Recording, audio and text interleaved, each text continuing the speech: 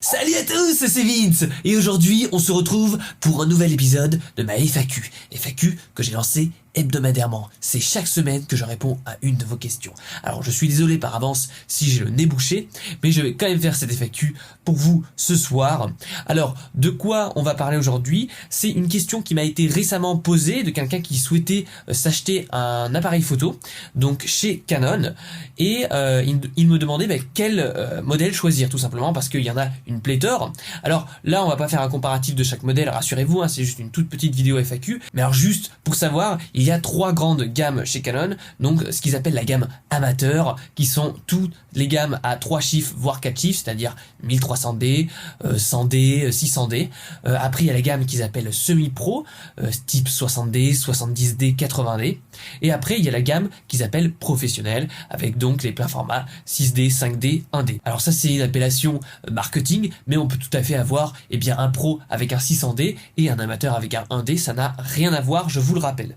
Mais là n'est pas le sujet de la vidéo, puisque là je vais vous faire un comparatif. Par exemple, cette personne me demandait est-ce qu'il vaut mieux acheter un 700D aujourd'hui ou un 70D.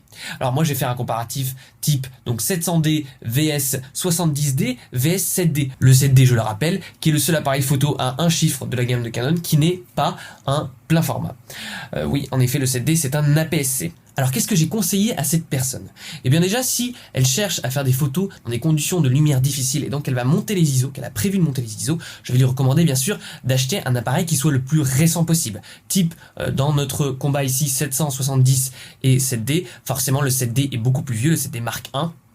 Et donc bien sûr je lui recommanderais d'acheter un 70D ou un 700D. Pareil, dans un débat, dans un versus 700D vs 600D, je lui recommander le 700D. Mais qui dit plus récent dit plus cher. Forcément, les prix sont gonflés et parfois il y a une bonne marge que se fait Canon. Tout ça c'est du marketing, mais tout ça aussi c'est normal, c'est une nouveauté, il y a des nouvelles fonctions. Mais il faut savoir tout de même que la gamme des 3 chiffres a une ergonomie différente et est surtout orientée grand public, vraiment. C'est-à-dire qu'il va y avoir des effets créatifs à l'intérieur dans les logiciels du firmware du boîtier, des trucs qui sont vraiment des gadgets et qui servent à rien pour les gens qui recherchent un niveau de qualité d'image qui est supérieur au grand public, ou en tout cas voilà, qui s'intéressent vraiment à l'image plus que juste faire des photos de vacances. Donc là forcément il va falloir s'intéresser à des gammes un petit peu au-dessus. Et pourquoi je dis que le 700D est différent au niveau de l'ergonomie, c'est qu'il n'a pas ses boutons placés au même endroit, c'est qu'il n'a pas le petit écran par exemple qui est au-dessus, qui est très pratique. Lui il a pas tous ses boutons, à tel point que Canon avait sorti à un moment un modèle de boîtier, je sais plus, c'était une sorte d'hybride 760D ou je ne sais plus quoi, qui reprenait un peu la roue crantée, parce que par exemple la roue crantée pour te faire défiler les photos, il n'y a pas sur les 700D, etc. Donc voilà, après c'est vrai que le 700D a le tactile, mais le 70D aussi, et le 7D ne l'a pas, mais le 7D a la roue crantée. Je crois que le 70D a la roue crantée et a un écran tactile, donc c'est toujours mieux. Le 70D est aussi un capteur hybride, c'est-à-dire qu'il a la mise au point STM en vidéo, la mise au point auto, ce que n'a pas le 7D. Donc voilà, quand vous prenez un appareil qui est plus récent, forcément vous allez bénéficier de toutes les nouveautés, mais il faut faire le tri dans ces nouveautés et de manière intelligente, en vraiment mettant de côté le plus possible le marketing et l'aspect nouveauté, justement.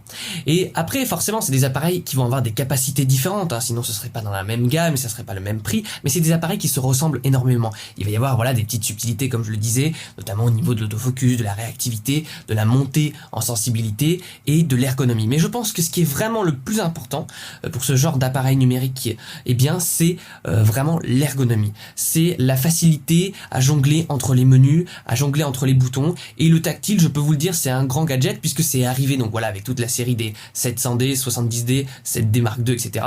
6D Mark II aussi maintenant, et je ne sais pas encore exactement, mais voilà, c'est vraiment un gadget et c'est pas nécessaire. Et moi, toutes les photos que j'ai prises, je les ai jamais prises avec un appareil tactile à part l'iPhone, voilà. Mais c'est absolument pas nécessaire, pareil pour la mise au point, etc.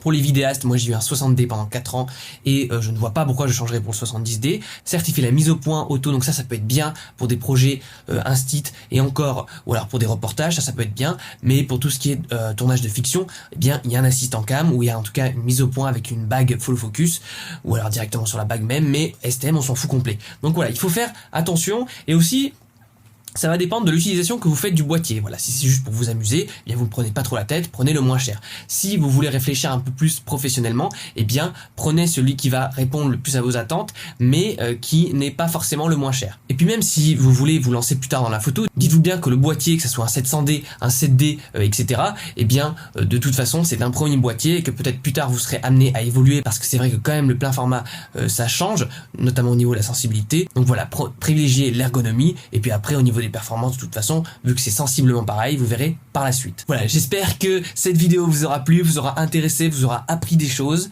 Voilà, n'hésitez pas encore, s'il y a encore des questions que vous vous posez auxquelles j'ai pas répondu dans cette vidéo, à me poser des commentaires et bien à me les poser directement, je me ferai une joie d'y répondre. Nous, on se retrouve très vite pour de nouvelles aventures. Salut à tous!